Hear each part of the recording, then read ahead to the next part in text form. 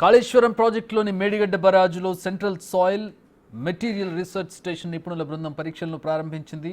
Barrage నాణ్యతను తెలుసుకోవడానికి ఢిల్లీకి చెందిన సిఎస్ఎంఆర్ఎస్ సంస్థతో పరీక్షలు చేయించుకోవాలని ఎన్డీఎస్ఏ సూచించింది. ఈ మేరకు సిఎస్ఎంఆర్ఎస్ సంస్థ మేడిగడ్డ బరాజ్కి చేరుకుని పరీక్షలు ప్రారంభించింది.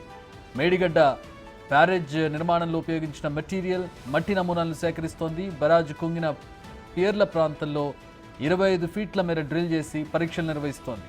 భూభౌతిక, వృత్తిక, భూ సాంకేతిక పరీక్షలను నిపుణులు పర్యవేక్షిస్తున్నారు. ఈ బృందం 3 రోజుల పాటు పరీక్షలు చేపట్టనుంది.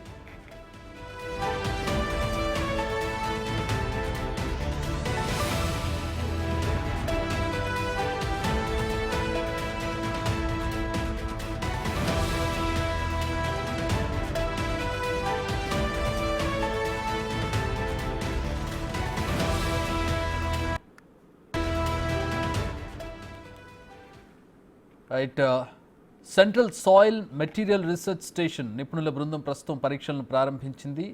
దీనికి సంబంధించిన పూర్తి వివరాలు మా ప్రతినిధి వేణుని అడిగి తెలుసుకుందాం. వేణు, వీళ్ళ ఈ సంస్థతోటి చేయించుకోవాలని చెప్పి ఎన్డీఎస్ఏ సూచించినట్టుగా తెలుస్తుంది. ఈ ప్రత్యేకత ఏంటి?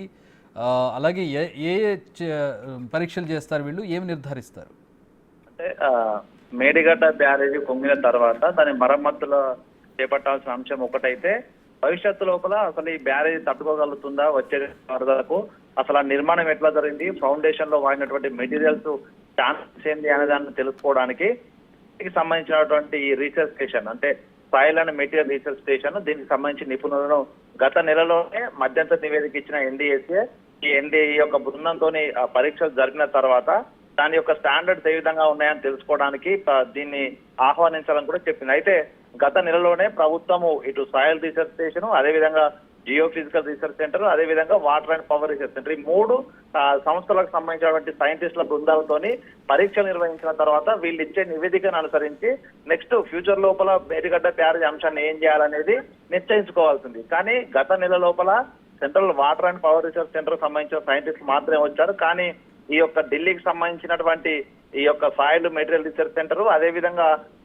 మన హైదరాబాద్ సంబంధించినటువంటి జియో ఫిజికల్ రీసెర్చ్ సెంటర్, ఈ రెండుకి సంబంధించిన టెక్నికల్ టీమ్స్ అయితే అనివార్య కారణాల్లో వాయిదా పడ్డాయి. కానీ వీళ్ళు వస్తే వీళ్ళకు బడ్జెట్ కేటాయించాల్సిన దాదాపు 3 నుంచి 4 కోట్లు వ్యయం అవుతుంది. సో దానికి సంబంధించి అది కేటాయింపులు జరగకపోవడంతోనే వీళ్ళు రాలేదని కూడా తెలుస్తుంది. ఏదేమైనా కూడా నిన్న ఈ యొక్క టీము హైదరాబాద్ చేరుకుంది. ఈ రోజున మేడిగడ్డ వద్ద పరీక్ష నిర్వహిస్తుంది. ఆ సాయిల్ ప్రభావం ఎట్లా ఉంటుంది, దానికి సంబంధించి సాయిల్ ఏ విధంగా ఏర్పాటైందనే దాని పరీక్షలతో పాటుగా మేడిగడ్డ బ్యారేజ్ నిర్మాణం చేసినటువంటి ఆ యొక్క బేస్మెంట్ ఏదైతే ఉందో దానిలో వాడినటువంటి మెటీరియల్స్, దాని యొక్క వాడినటువంటి కాంక్రీట్ స్టాండర్డ్స్ ఏ విధంగా ఉన్నాయి, ఐఎస్ స్టాండర్డ్స్ ప్రకారం ఉన్నాయా లేదా అనే దానికోసం తెలుసుకోవడానికి బేస్మెంట్ లోపల 25 ఫీట్ల మేర లోపలికి డ్రిల్లింగ్ చేసి అక్కడ ఉన్నటువంటి శాంపిల్స్ తీసుకున్నారు కాంక్రీట్ సంబంధించి. అదే విధంగా ఈ యొక్క పీర్స్, భారీ పీర్స్ ఏ విధంగా నిర్మాణం చేశారో దానిలో ఆ 3 దశల లోపల అంటే 8 మీటర్లకు ఒకటి, 16 మీటర్లకు ఒకటి, తర్వాత 30 మీటర్లకు ఒకటి, ఇట్లా 3 దశల లోపల మెటీరియల్స్ కట్ చేసి